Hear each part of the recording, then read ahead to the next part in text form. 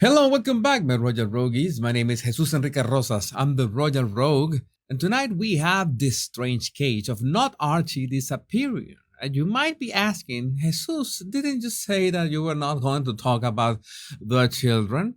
But in this case, if the kid is not there because he mysteriously disappeared, should be no problem, right? Because he's not there. And this mystery began with a video share from Stella on Twitter. I found a video of them, but I don't see Archie here. I don't know how to slow it either. Don't worry, Stella. I will take care of that. And I'm going back to this topic just because Neil Sean suggested that we should take those 4th of July photos with a grain of salt. I'm paraphrasing his words. He did not say it exactly like that, but it's interesting that he was casting doubts about, well, what has been leaked little by the tabloids. But the video in question, shared to TikTok, has this frame where, if you can look closely, you can find the whole Montecito family except for not Archie.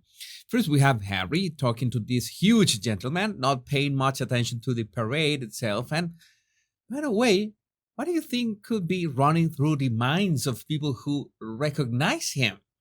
Would they remember how he betrayed his family? How is he talking about his torture all the time? Would they feel pity for him?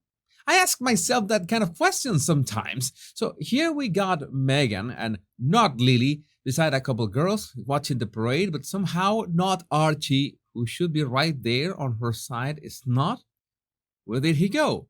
And well, upon really close inspection, you can barely make out not Archie's hair because he's hidden behind the taller blonde girl. So it looks like nobody from the family was paying much attention to him either way.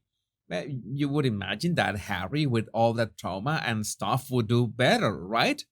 But today I have seen things that you cannot imagine, such as this tweet from Netflix South Africa. And yes, the South Africa that Megan treated like peasants, saying she's the Duchess of people's hearts.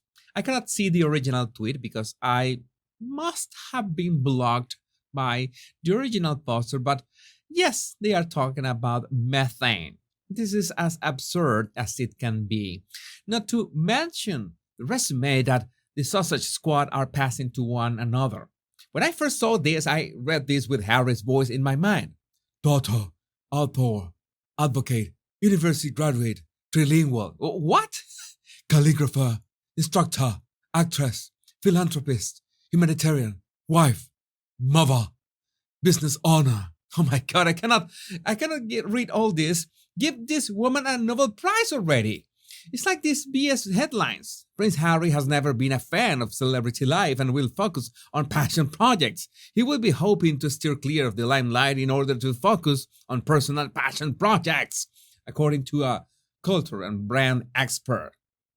I'm going to tell you what I think about this without looking at the content of the article.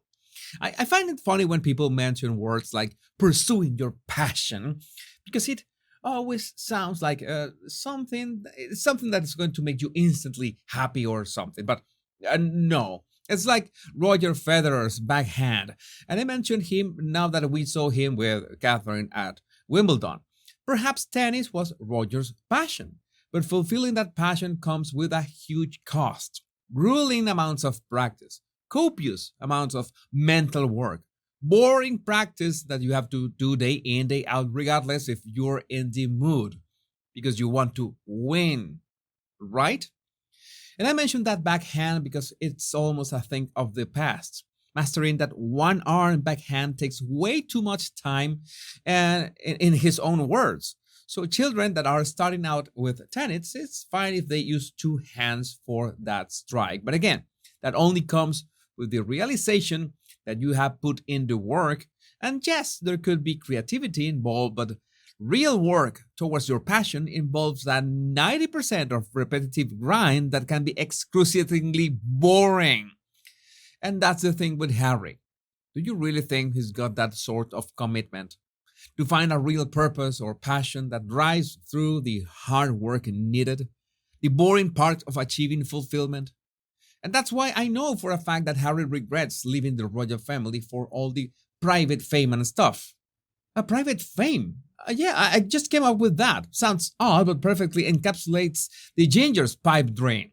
He is waking up to the fact that whether inside or outside the royal family's duties, he had to work his arse off. But in the case of being in the royal family, he had a support circle around him. I cannot possibly know what kind of father was Charles to him in private. Nobody can know that, but it would be unfair to blame it all on Charles, as he's only human and we humans are flawed. But there was the rest of the family, and more important, Harry had William. The problem with Harry is that he did not realize the value of all this. He took all that for granted, and that was a mistake. And I'm going to be honest with you. I made that mistake in my life. I took things for granted. And yes, I paid a hefty price. But the good part is that I learned a lesson through it. But the lesson required a blood, sweat, and tears sacrifice. Now, Harry is stuck with the requirement that every man needs to face at some point of their lives, ideally in their 20s. He must put a silly amount of energy into pursuing that fulfillment, that passion. And I need to drive this point over and over again. I've seen way too many photos of Harry in situations like this. And he's either the best actor ever, which I know he is not, or he was somehow enjoying helping others. Well, he also took that for granted. Maybe, as some claim, jealousy kicked in when William and Catherine married. It's a possibility. Men need to be comfortable being alone with their own thoughts. And I'm sure that Harry never gave it much thought. What came after all that resentment is what brought us here. Can this change? I highly doubt that. And I haven't mentioned the Princess Royal in some time, and today, thanks to the Royal Family account on Twitter, we found out that since she's patron of the Royal College of Midwives, she officially opened Bradford Royal Infirmary's new state-of-the-art maternity theaters. And I found this photo really cute and amusing. This girl was really happy to see her. Look at that smile. It's like a painting. The princess also met one of the first babies born in the theaters who returned to the hospital for the celebrations. I don't know if they are talking about this baby in particular, but almost 2,000 babies have already been born in the new theaters, and the new design layout means new moms are able to see their babies at all times, and I find interesting because you see how these initiatives maybe overlap is not the right word, maybe connect or cooperate with each other, because we know how important it is for Catherine those early years, and the fact that in these new theaters, new moms can see their babies at all times is a step in the right direction. My Royal Rogues, it is my greatest pleasure to make these daily videos for you. All you need to do to keep me inspired making them is clicking the like and subscribe buttons. It's that easy and free. Remember the two most important words? Much love and bliss.